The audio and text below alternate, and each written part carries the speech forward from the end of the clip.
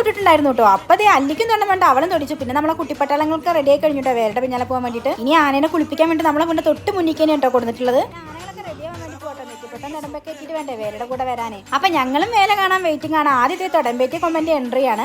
പിന്നെ അത് തായമ്പാകം ഉണ്ടായിരുന്നു. അതേപോലെ തന്നെ പിന്നെ കുതിരവേല, ബാൻഡ് സെറ്റ്, ഡാൻസ് കളിക്കുന്ന ബൊമ്മകള്. ഓരോ വേല കഴിയും തോറും അടുത്തത് എന്താന്നുള്ള ആകാംക്ഷയിലാട്ടോ ഞങ്ങളൊക്കെ അവിടെ വെയിറ്റ് ചെയ്ത് നിൽക്കുന്നത്. നെക്സ്റ്റ് വേലയുടെ കൂടെ പിന്നെ DJ ആണ് കേട്ടോ. അതിൽ പിന്നെ എല്ലാവർക്കും തുള്ളാനുള്ള ഒരു അവസരം കൂടെ അല്ലേ, എല്ലാവരും തുള്ളുന്നുണ്ട്. പിന്നെ ഇതേ ഇങ്ങനെ ഓരോരോ രൂപങ്ങള്, തെയ്യങ്ങളുടെ ഡാൻസ് ഒക്കെ അടിപൊളിയായിരുന്നു കേട്ടോ കാണാൻ വേണ്ടിയിട്ട്. പിന്നെ ഇതേ ഈ ചെണ്ടമേളത്തിനനുസരിച്ച് കുട്ടികൾ മുതൽ മുതിർന്നവർ വരെയുള്ള ഒരു തുള്ളി തന്നെയായിരുന്നു കേട്ടോ അവിടെ നിന്നിട്ട്. ഈ ഓരോരോ രൂപങ്ങളെ കാണുമ്പോൾ നമുക്ക് പേടിയൊന്നെങ്കിലും കുട്ടികൾക്ക് ഒരു പേടിയില്ല കേട്ടോ. അല്ലിയൊക്കെ ഷെയ്ക്കാനൊക്കെ കൊടുത്തിട്ട് അങ്ങനെ ഓരോരോ വ്യത്യസ്തമാർന്ന കാഴ്ചകൾ കൊണ്ടുതന്നെ പൂരം വൈബായിരുന്നു. ഈ പൂരം വേല ഉത്സവം എന്നൊക്കെ പറയുന്നത് നമ്മൾ വളവനാട്ടുകാരുടെ ഒരു അഹങ്കാരം തന്നെയാണല്ലേ. പിന്നെ അടുത്ത വേലയുടെ കൂടെ കുമ്മാട്ടിക്കളിയും പൂക്കാവടിയായിരുന്നു, മയിലാട്ടം ഉണ്ടായിരുന്നു കേട്ടോ. മൊത്തത്തിൽ അങ്ങനെ പൂരം കളർഫുൾ ആയിരുന്നു. വേല കഴിഞ്ഞതും വേഗം വീട്ടിലെത്തി.